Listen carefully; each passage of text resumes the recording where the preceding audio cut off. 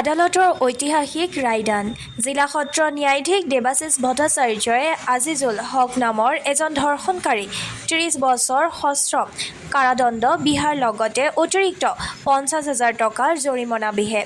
অভিযুক্ত আজিজুল হকে মিছামাৰী থানাৰ অন্তৰ্গত বাঁহবেৰা ওৰাং বস্তিৰ এগৰাকী ৪ বছৰীয়া নাবালিকাক ধৰ্ষণ কৰিছিল।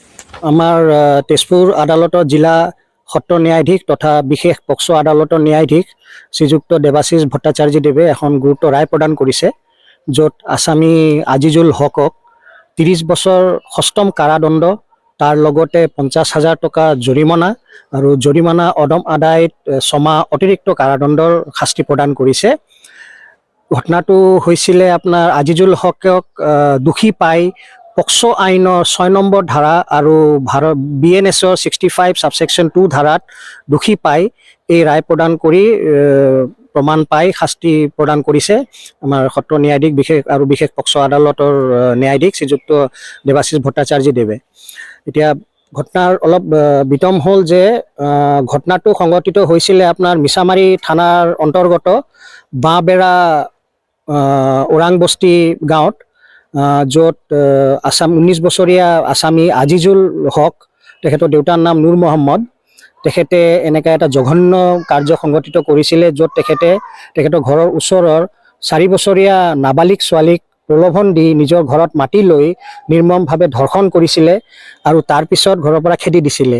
এই কথাটো প্ৰকাশ পোৱাৰ পিছতে যেতিয়া মাকে আইনৰ ব্যৱস্থা ল'ব বিচাৰিছিলে, তেতিয়া আসামী আজিজুলৰ পৰিয়ালে ইহঁতক বাধা দিছিলে আৰু সেই সময়ত যিজন এজাহাৰকাৰী অৰ্থাৎ ভুক্তভোগীৰ দেউতা, তেখেত মানে নাছিলে ইয়াতে, তেখেত বহিৰাজ্যত কৰ্মৰত আছিলে।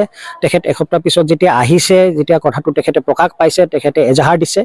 এজাহাৰটো আপোনাৰ পঞ্জীয়ন হ'ল মিছামাৰী PS কেছ নম্বৰ 84/24 হিচাপে, য'ত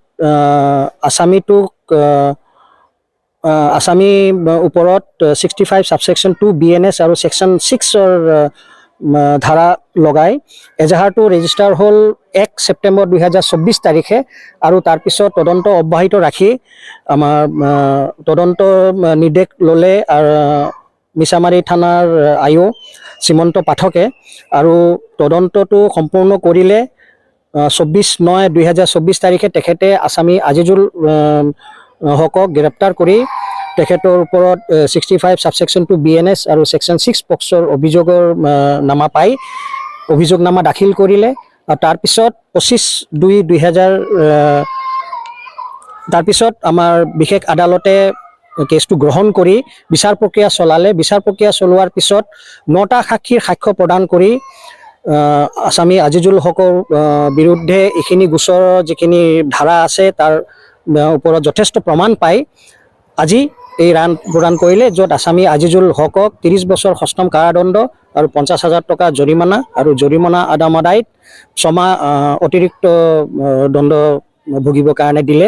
তাৰ লগতে আমাৰ জিলা আইন প্ৰাধিকৰণক নিৰ্দেশ দিলে যে কণমানি ভুক্তভোগী আৰু তেখেতৰ পৰিয়ালৰ কাৰণে উচিত ক্ষতিপূৰণ দিয়াৰ কাৰণে। আৰু মই ভাবোঁ যে কণমানি ভুক্তভোগী আৰু তেখেতৰ পৰিয়ালে ন্যায় পাইছে আৰু তেখেতৰ কাৰণে মই বিশেষ লোক অধিবক্তা পক্সৰ শৈবাল কান্তি মৈত্ৰই আইন যুঁজ দিছোঁ। আৰু মই সেইটোৱে ক'ব বিচাৰিছোঁ যে পক্সো আইন উলংঘাকাৰী আৰু নাবালিকক ধৰ্ষণকাৰী কেতিয়াও সাৰি নাযায়।